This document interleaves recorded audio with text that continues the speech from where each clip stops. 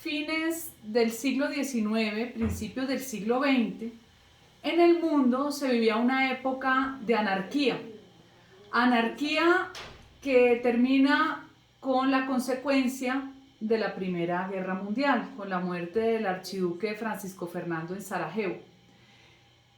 Ese fenómeno anárquico venía dosificado y esa dosificación se vuelve más intensa hacia 1923-24, que nace por órdenes de Lenin, primero, la internacionalización de la revolución, la Comintern, y segundo, el movimiento Antifa, el movimiento antifascista. O sea, hoy estamos en el año 2021 y resulta que hace casi 100 años existe el mismo movimiento que hoy reencauchan para poder aglomerar un montón de incautos que creen que es que el enemigo es un enemigo que se inventaron imaginario para distraer los verdaderos enemigos. El movimiento Antifa es un movimiento que ha cogido mucha fuerza en Estados Unidos. Recordemos que hace menos de un año quemaron y vandalizaron más de 40 ciudades simultáneamente. Esto generó una inestabilidad que nunca habían esperado y el objetivo era destruir la policía. Lo que ellos llaman defund the police, dejarla sin recursos, desmoralizarla, reformarla, hasta llegar prácticamente a su destrucción, como lo han logrado en varias ciudades donde los índices de criminalidad no se habían visto jamás, como lo que pasa en Seattle, en Portland y en Chicago. ¿Por qué traigo a colación ese movimiento Antifa? Porque con el fenómeno global hoy, esos antifas también están en Colombia y también están en Chile. Es una A que está dentro de un símbolo, de un círculo. Ese movimiento que se llama antifascista señala a los oponentes como si fueran los realmente fascistas, cuando más fascistas son los que tumban estatuas, los que queman policías vivos, los que queman los terminales de transporte. Esa es la perfecta estrategia que se denomina inversión revolucionaria. Yo cambio los papeles y lo bueno es malo y lo malo es bueno, utilizando la plataforma y las redes sociales, utilizando estos aparaticos que hoy se volvieron la Biblia de la juventud, desafortunadamente, donde el objetivo es maximizar cada acción que se hace para generar el efecto esperado. Y esta descripción la hago para traerlo después a lo largo de la historia y comprender una parte de lo que sucede hoy. A la gente se le olvida un tema importante. Hacia finales de los años 20, en Colombia existía el Partido Socialista Revolucionario y muchos de sus militantes más trascendentes, fueron entrenados en Moscú, y apuesto a que ustedes no tenían ni idea.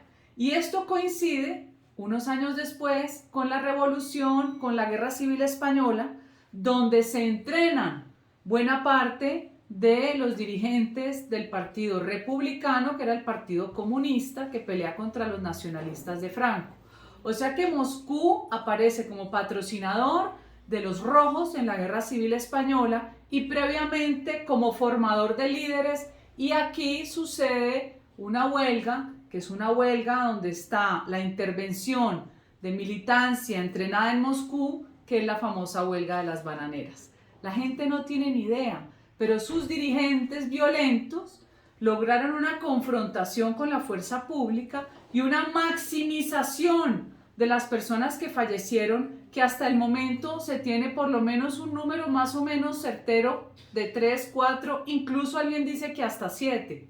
Obviamente no los 3.000 que se inventó García Márquez en su libro, también como parte de la propaganda comunista a nivel de Latinoamérica para llevarla al mundo. Pero el método es idéntico.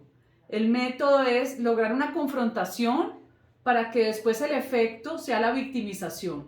Esos líderes huelguistas fueron condenados y después fueron amnistiados e indultados. Este es un país acostumbrado a no castigar a los malos, lo que los convierte después en elementos depredadores de la misma sociedad. Y si sigue uno, vamos por la historia caminando, viene la época de los años 60 y recibimos buena parte de esos promotores de la guerra civil a través de los sacerdotes marxistas, jesuitas, claretianos, posteriormente acá con el movimiento redentorista, que forman el movimiento Golconda, paralelamente a la creación del ELN, aquí el brazo marxista de la iglesia con el ELN, inspirados en la teología de la liberación. Ahí se empiezan las primeras invasiones de tierra, porque está claro que el comunismo, como el fascismo, como el nazismo, que son hijos del mismo vientre, ninguno, ni nazismo ni fascismo es derecha, son doctrinas colectivistas, doctrinas socialistas que buscan dirigirle la vida a todos los individuos desde el Estado. Cuando eso se sucede, dame un segundo, por favor. Es que si ustedes hablan, yo me distraigo, ¿sí? Yo tengo un oído muy agudo. Dame un segundo, ¿sí? Por un ruido que hay aquí. Entonces, en esos 60 se empiezan las invasiones de tierra porque tienen el territorio analizado, porque las dos variables para la guerra son tierra y territorio. Siempre son necesarios tierra, territorio y población. Iván Márquez ha dicho, la tierra está indisolublemente ligado al territorio. Ellos no les interesa ni el campesino con tierra ni sin tierra, eso es mentira, eso es parte de la propaganda. La única tierra que le dan al campesino es la que después le tiran cuando lo fusilan y lo entierran, la que le echan encima cuando lo entierran y cuando lo matan. No les interesa sino el control territorial puro y duro, tierra y territorio y población. Después de esos años 60, donde está Golconda y donde hay a la vez unos sacerdotes que no aparecen en la lista de formación, si ustedes buscan el documento firmado de Golconda, que entran a la clandestinidad, ahí se ven los españoles, sacerdotes, promotores de la revolución, siempre vinculados con la lucha por la tierra, con el eslogan que nace desde el año 33 de la tierra para quien la trabaja.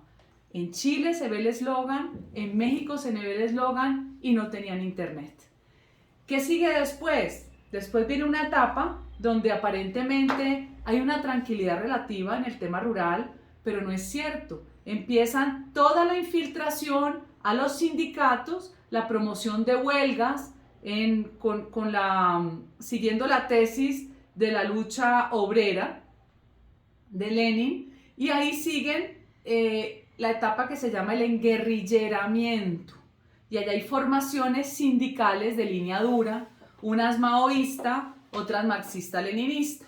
Y después volvemos a los años 80, donde regresan las invasiones, las más duras del 87 al 94, y si ustedes analizan el mapa de Colombia, que es un ejercicio, querido Luis Alfredo, que no ha hecho ninguna universidad ni la ha hecho el Estado, y es una tristeza, porque si usted quiere entender la guerra, tiene que traducirla en un mapa, siempre. Ahí aparecen todas las invasiones perfectamente articuladas, especialmente en unas zonas por el ELN y el EPL que se turnaba fincas, sobre todo en la región de La Guajira, del Cesar y del Magdalena, en otras las FARC, pero los reyes de lo que ellos denominaron frentes populares, que era promover campesinos sin tierra y mezclarlos dentro de la lucha revolucionaria. Muchos ni siquiera sabían a qué iban, pero sabían que les iban a dar un pedazo de tierra, y dirigentes de familias helenas, familias del EPL o familias farianas, que eran los que iban llegando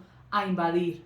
87 al 94, ahí recordarán los que tengan más edad las épocas del INCORA, porque el INCORA terminó siendo un instrumento de guerra totalmente infiltrado, donde al propietario le compraron su finca a la quinta parte del precio y se la pagaban a 5 a 10 años. ¿A quiénes titularon? A los invasores, porque se cobijaron de campesinos pobres. En conclusión, fueron sencillamente premiados los despojadores y los propietarios privados se quedaron sin su predio.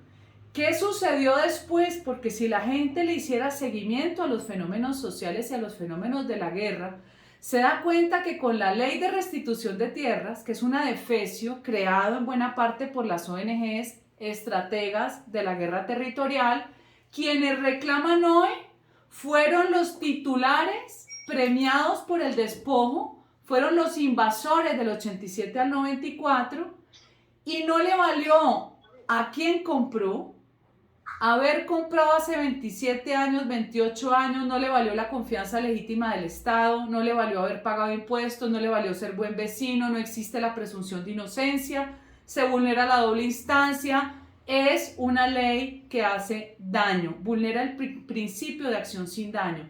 Un desastre, pero se volvió intocable porque este gobierno no quiso entrar a reformar. Lo interesante es que el fenómeno se da de reclamación en las antiguas parcelaciones. Esos beneficiarios vendieron y volvieron 25 años después. La expectativa de los comunistas era que regresaran para volver a tener control de las zonas. El cálculo que no hicieron es que la gente después de 25 o 30 años no tiene arraigo, de pronto vive mejor donde vive y todos los que han reclamado inmediatamente han vendido. Lo que han producido es una afectación del productor natural, que es el que trabaja la tierra. Pero este recorrido se lo hago es para que ustedes tengan la comprensión de la capacidad de instrumentalización del Estado a través de normas absurdas y peligrosas, como la famosa Jurisdicción Especial Agraria que estuvo a punto de ser expedida, o como el Tratado de Escazú, que fue una condición obligatoria en los desmanes y la violencia generada en las manifestaciones del 2019. Esa fue una concesión que les dio el gobierno sin darse cuenta de la peligrosidad de Escazú, y ya voy a tocar ese tema de Escazú y lo que yo denomino la JEP agraria. Entonces, en este recorrido vamos viendo años 60, formación del EPL, del ELN, de las FARC, posteriormente 70s, M19, entrenamiento en Cuba, que recuerden esa época quedó clarísimo que entrenaban a los guerrilleros en Cuba desde esa época. Y además ellos escriben todo lo que hacen. Más incautos los que no leen, ellos cuentan todas las historias que hacen. Llegando hasta la última fecha en que el nivel de violencia llegó a tal punto que en el año 2002 sumamos la cifra de 30.000 muertos año en las confrontaciones de guerrilla y paramilitares. La guerra era rural, los paros armados eran permanentes, habían zonas que a las 6 de la tarde la gente se tenía que esconder, o la secuestraban, la mataban o le quemaban el vehículo, o todas las anteriores, y básicamente el grupo ilegal era el que campeaba. La llegada del presidente Uribe hace que vuelva y se retome la autoridad del Estado, vuelve y hay un copamiento de escenarios prácticamente perdidos por parte de la fuerza pública, y viene el plan de consolidación donde llegaron acompañados de otras entidades del Estado. Lo que demostró el presidente Uribe es que él aceptaba los desafíos de la guerrilla y no se sometía, porque donde le decían que no fuera, allá iba. Liberó Colombia, una Colombia secuestrada donde nadie podía viajar a ningún lado. Por eso cuando yo les digo hoy en las entrevistas que hay doctrina que no pasa de moda, usted nunca va a pretender que pase de moda la defensa del derecho a la vida, por ejemplo, y tampoco el derecho a la movilidad. ¿A qué horas nos trastocaron el orden de los derechos o nos convirtieron deseos en derechos? Esto es igual.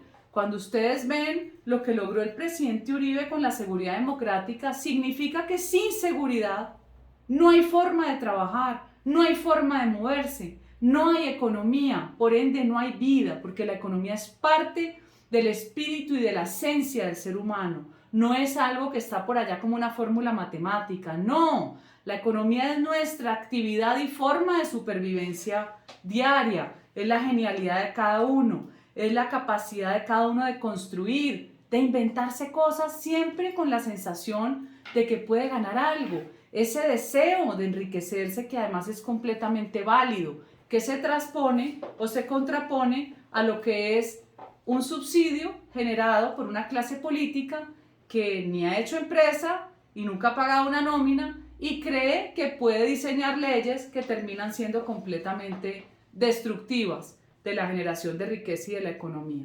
Entonces, con este recorrido llegamos a la época del presidente Uribe, seguridad democrática, confianza inversionista, cohesión social, que nunca van a pasar de moda. Son las banderas de quienes creemos en la autoridad y en el orden. Son las banderas que permiten que el país crezca y ahí vendrán muchas más opciones. ¿Qué sucedió después? Una vez gana Juan Manuel Santos, gracias a Uribe, considera que es mejor seguir dando de baja a algunos cabecillas y después negociar. Lo increíble, y es lo que yo considero, para mí Santos forma parte de lo que yo denomino la élite revolucionaria. Es esas familias privilegiadas, no por ser las más competentes, sino por quedarse con porciones de los negocios del Estado.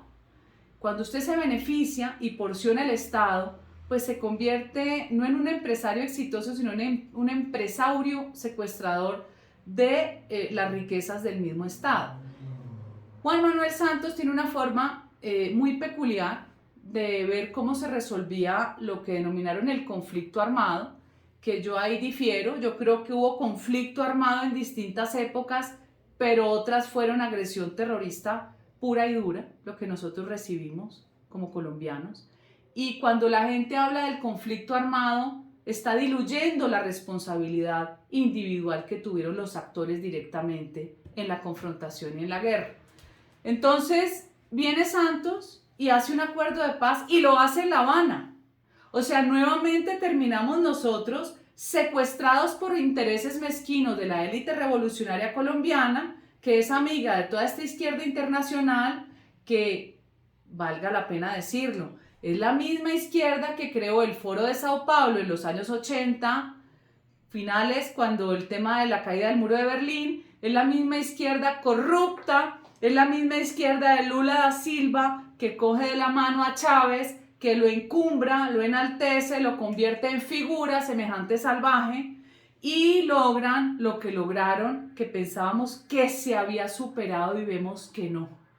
Cuando vemos que gana Macri, gana Bolsonaro, vuelve y gana Piñera, en Paraguay y Uruguay también gana la derecha, logran sacar a ese cura de la teología de la liberación en Paraguay. Honduras se atreve y saca a Zelaya, decimos, bueno, aquí nos salvamos otra vez. Pues resulta que se reacomodaron los del Foro de Sao Paulo y están aliados con los españoles de Podemos y aliados con el mismo abogado al que siempre les patrocina todo, que es Baltasar Garzón. ¿Qué hay en común en todos ellos? La corrupción. Porque la corrupción es intrínseca a la izquierda, ellos son intrínsecamente corruptos. Su actuar siempre es la mentira, el ser timadores, el nunca defender argumentos con la verdad y mucho menos ser coherentes. Ellos brincan de un lado para otro, pero siguen siendo rojos. Son como los verdes de España y de Colombia, que yo les digo que son los verdes sandía. Verde por dentro, verde por fuera y rojo por dentro. Peligrosísimos, porque ellos venden un imaginario que no es. Y en este momento, cuando hago este recorrido, llego a la firma del acuerdo. Lo más grave de esto es que Santos desconoció el resultado de un plebiscito que a todas luces quisieron ganar con trampas. Yo tengo información de cómo extorsionó empresarios que eran contratistas del gobierno, de una cantidad de dinero que pidió en todo el país con la promesa de después extenderle nueva contratación y perdieron y no le importó.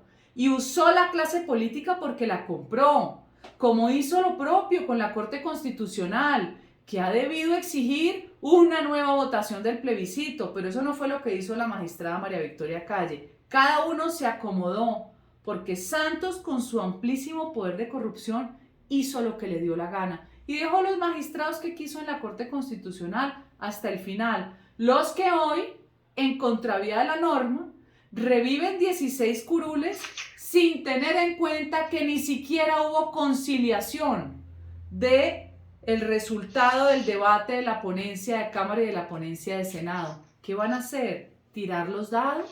Esto es parte del descuadernamiento del Estado que vivimos hoy, sin hablar del cartel de la toga.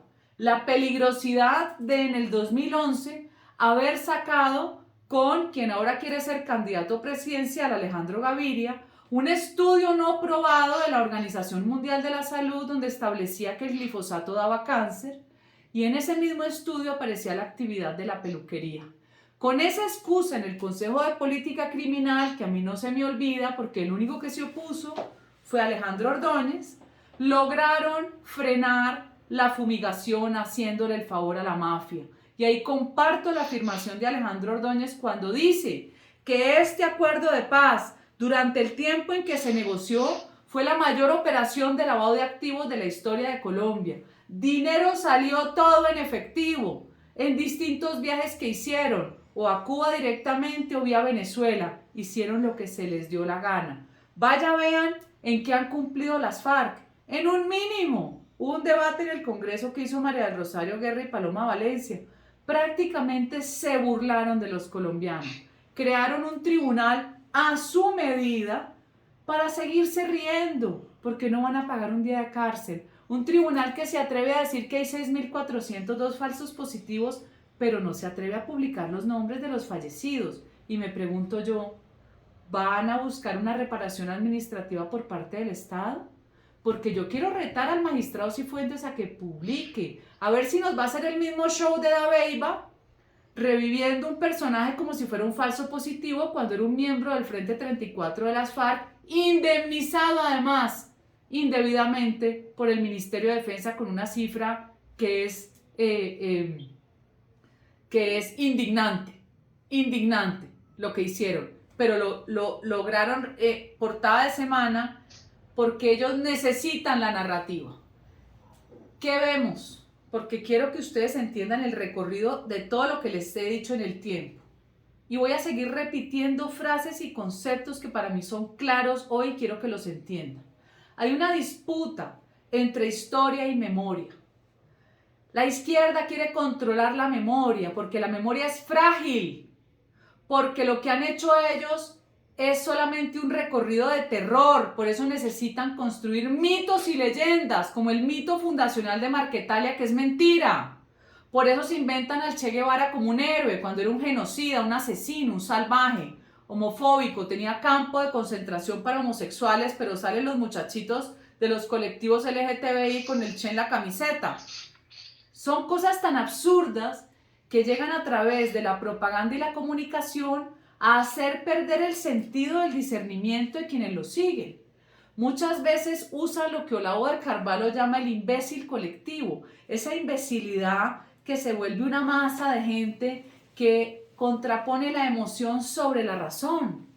Absurdo. Y así los llevan a votar cuando hay gente que uno dice, oye, tú no fuiste víctima de ellos, parece que se les hubiera olvidado. Esa disputa entre historia y memoria sucede porque en la historia los hechos son comprobables, son fidedignos. En la historia usted puede saber dónde está el acta de defunción, dónde está el acta de nacimiento, dónde hay hechos que las fuentes históricas te permiten corroborar. La memoria no, la memoria es lo que nos va quedando. Por eso quieren destruir al doctor Acevedo, por eso Iván Cepeda está desesperado porque ahí tenían una cueva de contratación donde entre otras estaba María José Pizarro, que siendo técnica en joyerías tenía un contrato de 7 millones de pesos como profesional especializada. Porque ellos se adueñan del Estado, ellos son como los gorgomos. Ellos no conciben otra forma de vida, no les da capacidad a su mente de sostenerse solos ni de hacer un negocio solos. Tienen que ser vampirizando al Estado de forma permanente. Es una forma de vida. Por eso necesitan el Estado gigante y que pese toda esta carga fiscal y tributaria sobre las empresas para que no podamos crecer. Por eso necesitan ser dueños de los sindicatos para destrozar las empresas, llevando al imbécil colectivo a quedarse sin trabajo.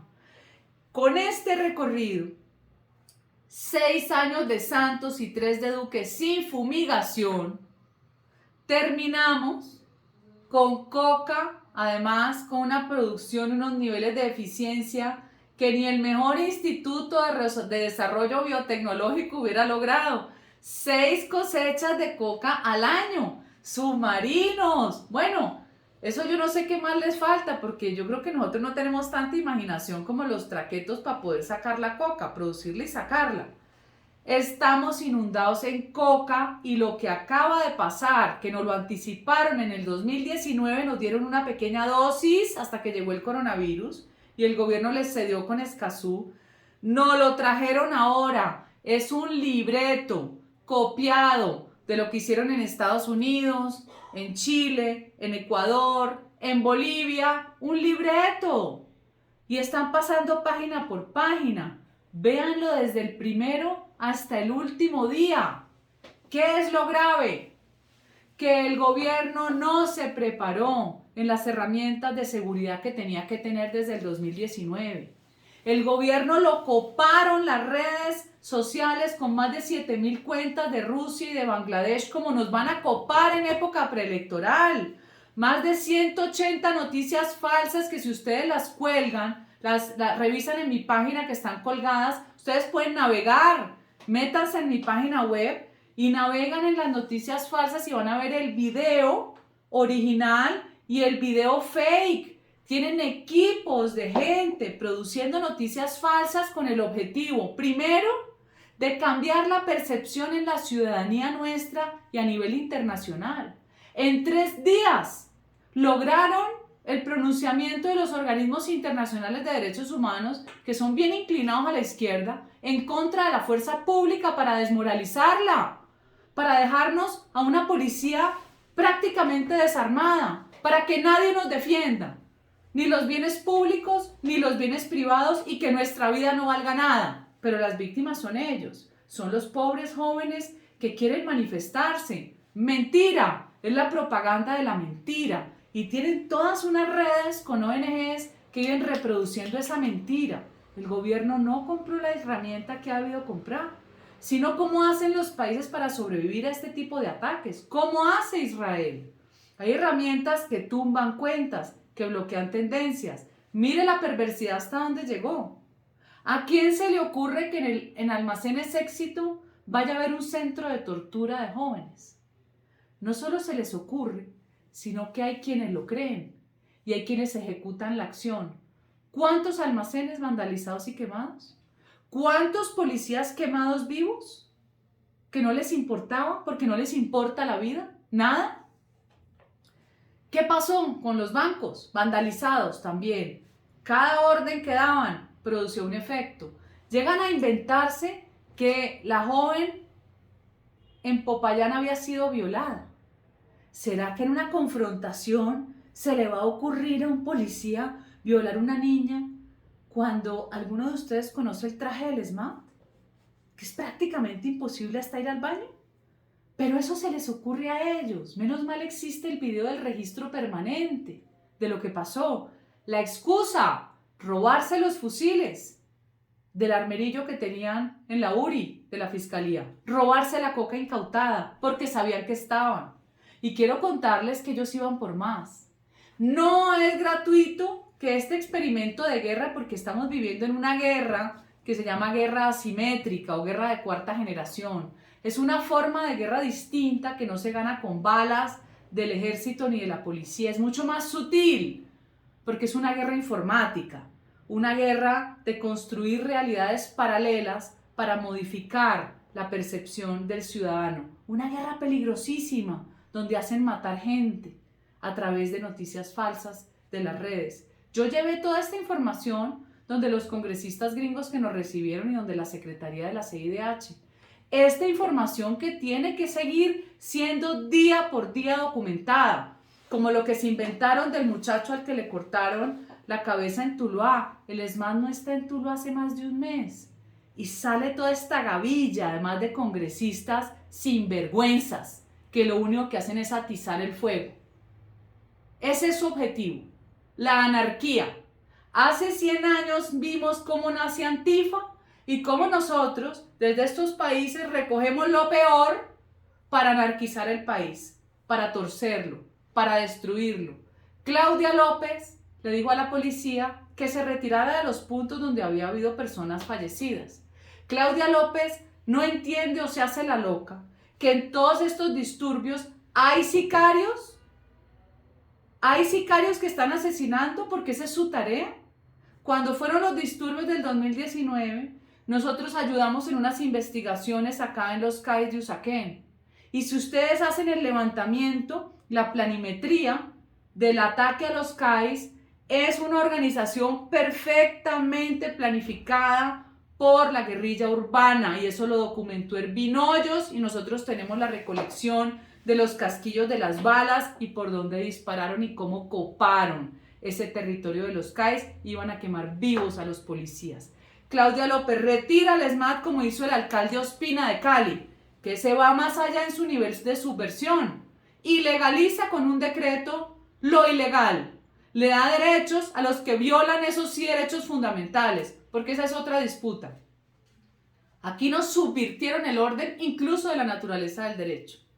El derecho fundamental es el derecho a la libertad de expresión, y el derecho a la libertad de expresión tiene un derecho secundario que es el derecho a la manifestación pacífica.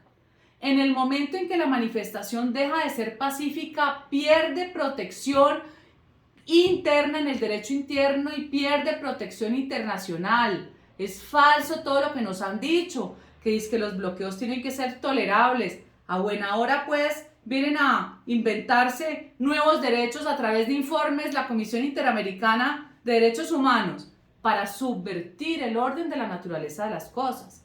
Una protesta es una actividad, una acción. Usted puede protestar cantando, puede protestar haciendo una obra de teatro. Hay distintas formas de protestar, pero es una actividad derivada de la manifestación, que es un derecho secundario, derivado del derecho fundamental a la libre expresión. Aquí no los trastornaron y lo volvieron derecho fundamental a la protesta y lo repiten como loros. No hay derecho absoluto y no son derechos fundamentales, ni están por encima del derecho a la vida ni el derecho a la movilidad. El Valle del Cauca, Cauca y Nariño son un centro de operaciones de guerra territorial donde secuestraron a la población. Lo que se vivió en Cali fue como estar en Kosovo. Ellos querían dividir la ciudad en zonas de guerra.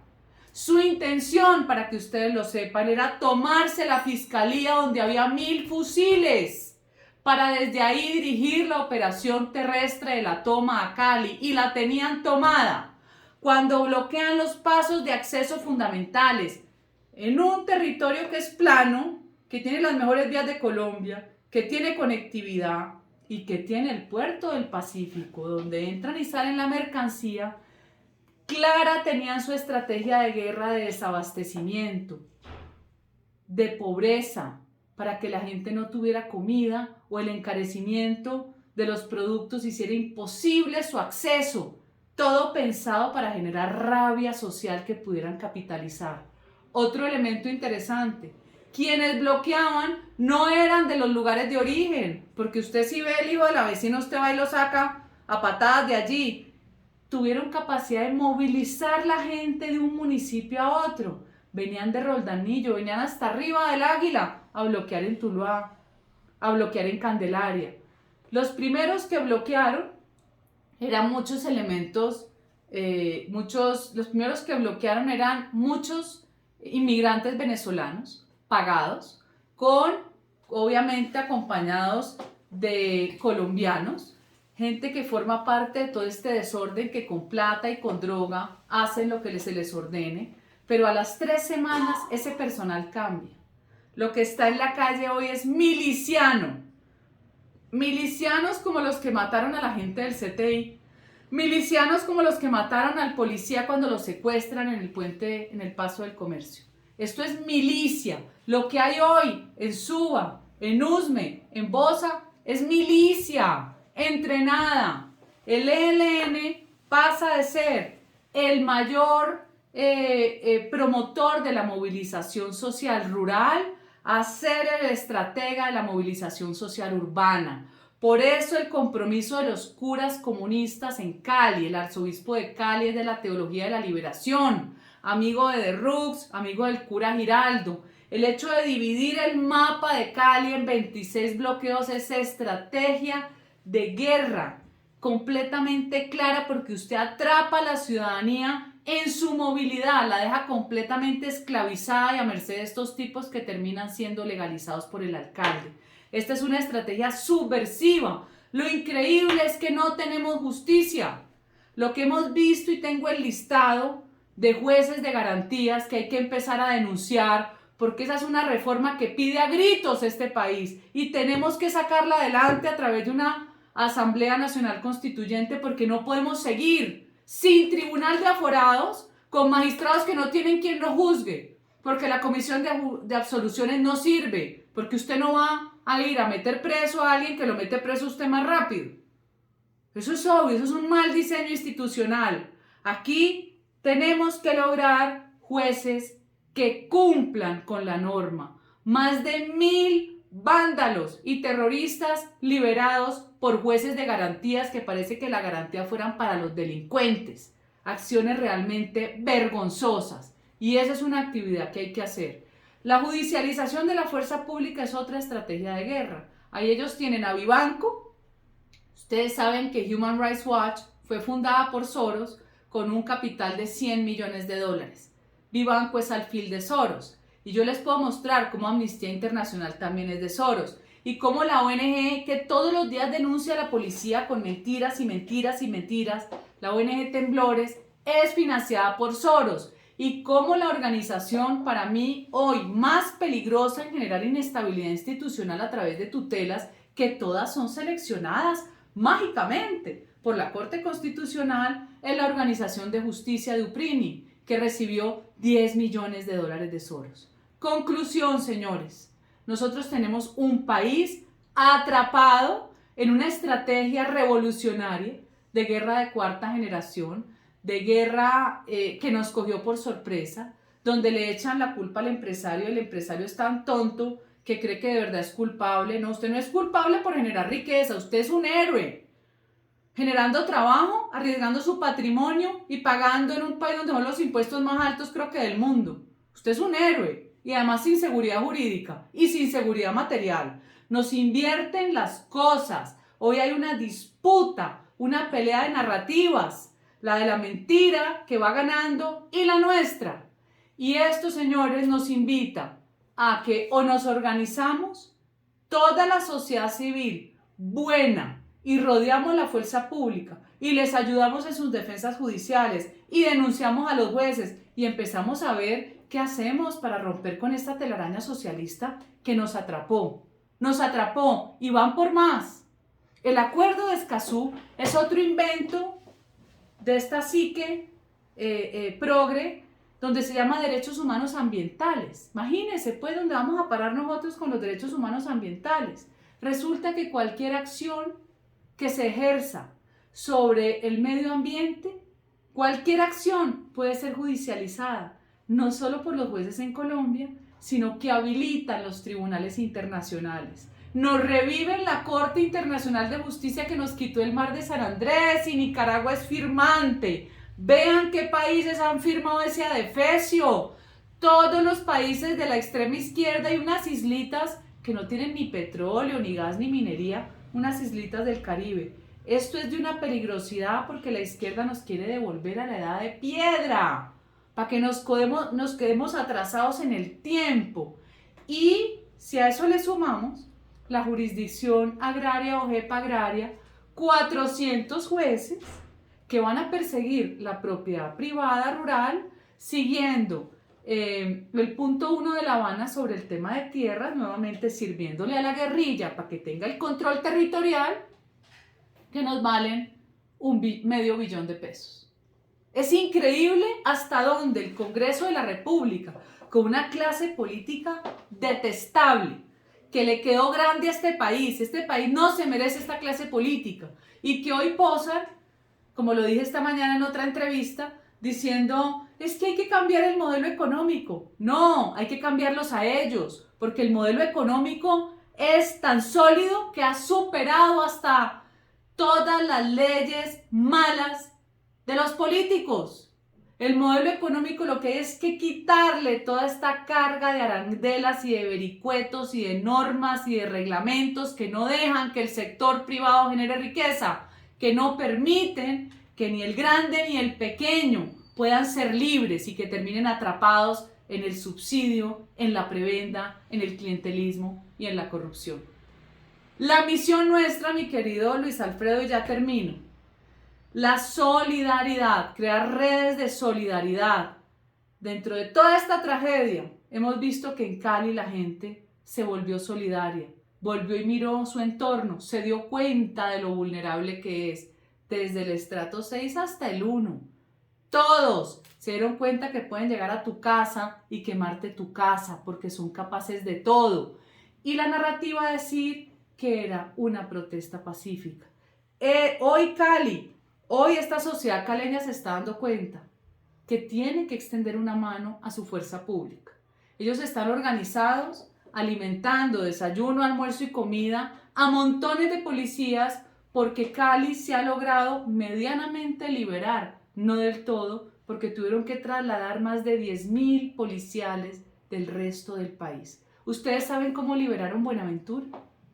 600 policías que tuvieron que entrar por mar, porque no pudieron entrar por la carretera, porque el gobierno se demoró demasiado en desbloquear y los coroneles esperando la orden, porque lo sé, y a las 2 semanas seguían negociando con un poco de alcaldes y gobernadores bandidos, extorsionistas, sometiendo al gobierno a ver si le sacaban para un lado y para otro, y el resto de la sociedad quebrada, sin trabajar, expuesta, eso sí, sin derechos.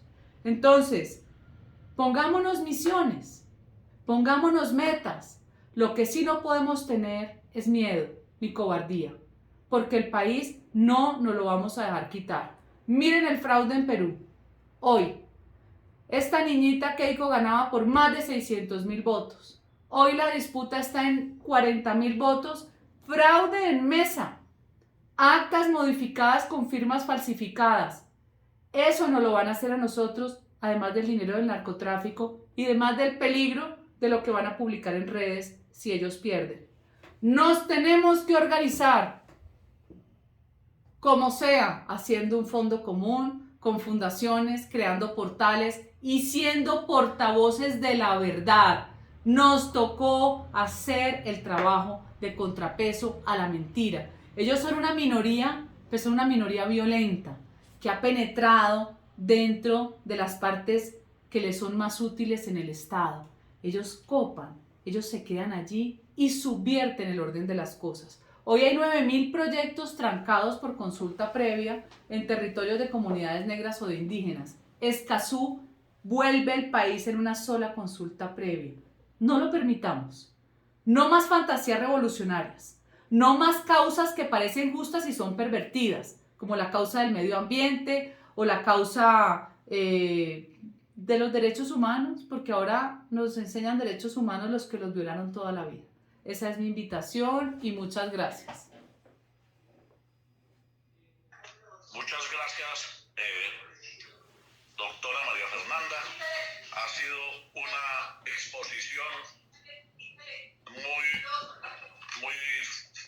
clara, muy detallada, que nos ilustra muchísimo, no solo lo que ha sido el socialismo en su comienzo, sino en la región y en Colombia, y lo que ha pasado en los últimos años, donde el país se ha dejado llevar por esas voces de sirena de quienes son los voceros del socialismo del siglo XXI, que es el viejo comunismo, al que le tuvieron que cambiar de nombre, porque obviamente a un comunista no lo elige nadie, pero ahora se llaman los socialistas del siglo XXI en sus distintas presentaciones.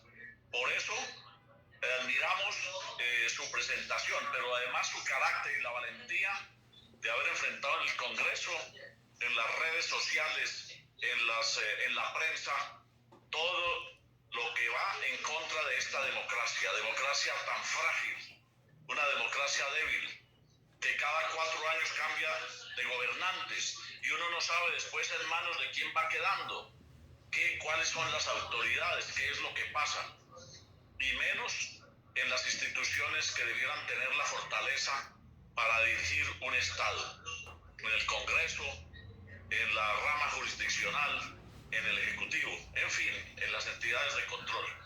Una maravillosa exposición que abrimos al debate para que se den las preguntas por parte de los participantes después de esa brillantísima exposición suya. De modo que muchas gracias, doctora María Fernanda.